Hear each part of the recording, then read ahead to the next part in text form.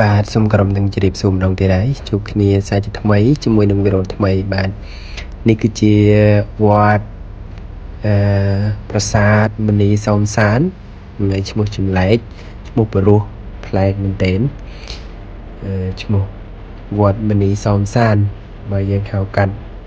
ហើយនៅវត្តនេះគឺមានទួលប្រាសាទមួយហើយមានកសិនព័ទ្ធជំវិញដូចយើងឃើញនៅក្នុងវីដេអូនេះស្រាប់វត្តប្រាសាទមនីសោមសាននឹងដែរគឺស្ថិតនៅក្នុងភូមិជ្រៃជើងឃុំគៀនសង្កែស្រុកសូនីគមខេត្តសៀមរាបហ្នឹងហើយប្រាសាទនេះគឺយើងអាចមើលឃើញតែដុំថ្មដែលនៅរាយប៉ាយនៅលើទួលតែទួលនេះគឺធំមែនទែនហើយមានស្រះទឹកព័ទ្ធជុំវិញយ៉ាងជ្រៅដូចយើងឃើញនៅក្នុងវីដេអូនេះស្រាប់ហើយវត្តប្រាសាទមនីសោមសាននឹងដែរគឺស្ថិតនៅចម្ងាយ300ម៉ែត្រទិសនិរតីនៃឃុំគៀនសង្កែហើយប្រាសាទវត្តមនីសោមសាននឹងដែរគឺស្ថិតនៅលើបណ្ដោយផ្លូវជាតិលេខ6បើយើងធ្វើដំណើរពីខេត្តសៀមរាបទៅខាងភ្នំពេញគឺយើងនឹងឃើញខ្លោងទ្វារវត្តប្រាសាទមនីសោមសាននឹងហើយគឺនៅស្ដាំដៃបាទគឺផ្លូវចូលគឺអត់សូវឆ្ងាយប្រហែលទេគឺ300ម៉ែត្រពីផ្លូវជាតិលេខ6យើងហើយទួលប្រាសាទមនីសោមសាននឹងដែរតាមអ្នកស្រាវជ្រាវគេបានឲ្យដឹងថាមាន2នឹងហើយមានខាងត្បូង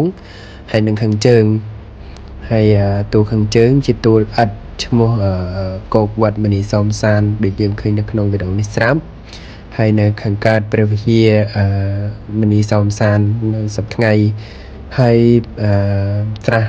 ប្រាសាទនេះគឺព័ទ្ធជុំវិញទៅដោយកសិនមួយដូចយើងឃើញនៅក្នុងវីដេអូស្រាប់ហើយនៅខាងត្បូងគឺមានស្រះតូចមួយទៀត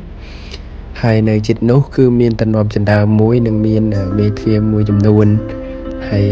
ខ្ញុំអត់បានទៅថតយករូបភាពទេព្រោះពេលដែលខ្ញុំទៅដល់ទីនោះគឺភ្លៀងអញ្ចឹងអត់មានភាពងាយស្រួលក្នុងការថតទេហើយទួលខាងត្បូងហ្នឹងគឺឈ្មោះកក័បยังไงបើបានទៅគឺអាចសួរអ្នកស្រុកនៅខាងហ្នឹងរកកក័បពួកគាត់នឹងប្រាប់ហើយអរគុណច្រើនសម្រាប់ការតាមដានទស្សនាវីដេអូគឺទួលប្រាសាទនឹងមានត្រឹមតែប៉ុណ្ណេះអរគុណច្រើនសម្រាប់ការតាមដានទស្សនាទាំងពីដើមរហូតដល់ចប់ជួបគ្នាវីដេអូក្រោយបាយបាយ